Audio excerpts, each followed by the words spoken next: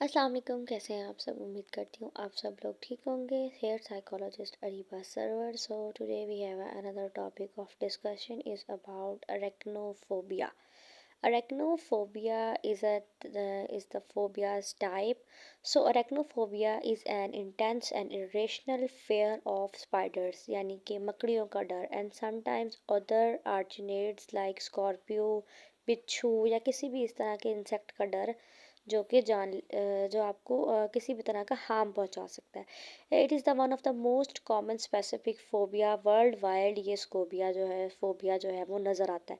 इसमें mild fair से लेकर नॉर्मल इनवॉलेंट्री वॉलेंट्री सर्वाइवल से लेकर इंस्टिंक्टेंट तक जा सकता है, यानी कि अरेक्नोफोबिया काफ़ी एक्सेसिव वे में जो है वो नज़र आता है, इंटरफेयर करता है विद द डेली लाइफ, क्योंकि स्पाइडर्स आपको कहीं भी कभी भी किसी वक्त भी नज़र आ सकती हैं। सो इसमें फोबिया कॉज होता है। अब इसकी कॉजेज़ क्या हैं, इसमें एवोल्यूशनरी थ्योरी अगर देखी जाए तो human have developed a intensive fear of spider, जिसमें स्पेशीज़ आ जाती है, विनॉर्म्स आ जाते हैं। अब ऐसे बहुत सारे लर्न बिहेवियर्स होते हैं जिसमें इंसान विटनेस कर लेता है, like parents being afraid of spider can condition the same fair. अगर मदर या फादर उनमें से किसी को स्पाइडर से डर लगता है तो बच्चों में भी ये डिवेल्प हो सकता है। फिर इसके नेगेटिव एक्सपीरियंसेस भी होते हैं, यानी कि आपका स्पाइडर से डरना, कोई पेनफुल इनकाउंटर हो जाए, या स्पाइडर ने कहीं काट लिया, या कहीं आपके ऊपर वो चढ़ गई, क्योंकि इस तरह का कोई भी इवेंट किसी के साथ भी हो सकता है। जो है वो अपनी प्रोडस्पिशंस भी हो सकती हैं, यानी कि सम ऑफ द इंडिविजुअल्स जो हैं वो प्रॉन होते हैं एनजाइटी के, तो वो किसी भी चीज़ को एनजाइटी जो है उनके लिए बन सकती है। उसके बाद इसके सिम्टम्स की बात की जाए तो सिम्टम्स में इमोशनल बिहेवियरल सिम्टम्स आते हैं, यानी कि बहुत ज़्यादा डर महसूस होता है, पैनिक अटैक्स भी हो सकते हैं। उसके अलावा जो है वो इस चीज़ के बारे में सोचते ही, स्पाइडर के बारे में या देखते ही उनको अटैक्स आने स्टार्ट हो जाते हैं।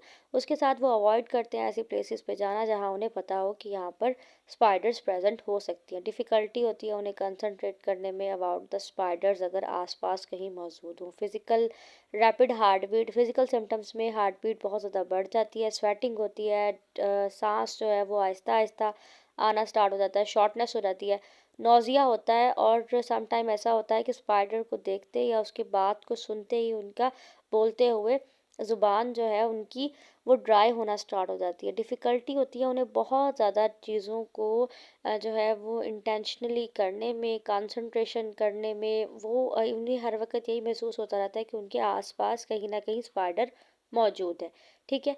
डायग्नोसिस की बात की जाए तो classified as specific phobia DSM-5 TR या DSM-5 जो है diagnostic statistical manual of mental health disorder, इसी के अंदर जो है इसके डिफरेंट जो है वो सिम्टम्स बताए गए हैं। उसके बाद इसकी टाइम ड्यूरेशन की बात की जाए तो 6 मंथ से ज़्यादा अगर किसी पर्सन को डिस्प्रोपोर्शंस हो और ये चीज़ बार बार डेंजर के तौर पर महसूस होती हो तो उसके अंदर अरेक्नोफोबिया हो सकता है, यानी कि कॉज ऑफ डिस्ट्रेस और इम्पेयरमेंट डेली फंक्शंस में नज़र आए, कि बार बार उन्हें महसूस होता हो कि स्पाइडर उनके आसपास है, या स्पाइडर को देखते ही वो ट्रिगर हो जाए, एनजाइटी होने लगे, उनकी हार्ट बीट कम होने लगे, सांस कम होने लगे, तो वो फ़ौरन ही जो है इस तरह के सिम्टम्स अगर उनके अंदर नज़र आने लगे तो महसूस हो जाता है, मालूम हो जाता है कि इसको अरेक्नोफोबिया है। उसके बाद ट्रीटमेंट ऑप्शंस की बात की जाए तो इसमें सबसे पहले कॉग्निटिव बिहेवियरल थेरेपी की बात की का यूज़ किया जाता है। इसमें हेल्प होता है irrational thoughts about the spiders को चेंज करने में।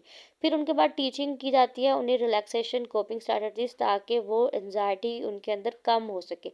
फिर उनका एक्सपोजर करवाया जाता है। अब इसमें डिसेंट्रलाइजेशन एक्सपोजर होता है, सिस्टमैटिक एक्सपोजर पिक्चर्स के ज़रिए, विजुअल्स के ज़रिए, ग्रेजुअल कंट्रोल करवाने के लिए उनको स्पाइडर उनके सामने रखी भी जा सकती है जो कि फ़ेक होती है। उसके बाद उन्हें रियल स्पाइडर्स दिखाई जाती हैं, ताकि वो उस चीज़ को समझ सकें कि ये ऐसे आपको किसी भी तरह का हार्म नहीं पहुंचाती। प्रूवन है कि to be the one of the most effective treatment है एक्सपोजर थेरेपी। किसी भी फ़ोबिया को ट्रीट करने के लिए एक्सपोजर थेरेपी अपना एक बेहतरीन रोल प्ले करती है, क्योंकि ये सब इसमें एक्सपोजर ही तो ज़रूरी होता है। उसके बाद वायरल रियलिटी थेरेपी VRI का इस्तेमाल किया जाता है, जो कि स्टिमुलेशन करवाती है एक्सपोजर प्रैक्टिसेस के साथ, कि सेफ्टी के स्पाइडर आपको सेफ्टी भी प्रोवाइड करती है। मेडिकेशंस एंटी एंजाइटी ड्रग्स और बीटा ब्लॉक्स जो हैं ये सम टाइम यूज़ किए जाते हैं ताकि शॉर्ट टर्म रिलीफ हो सके।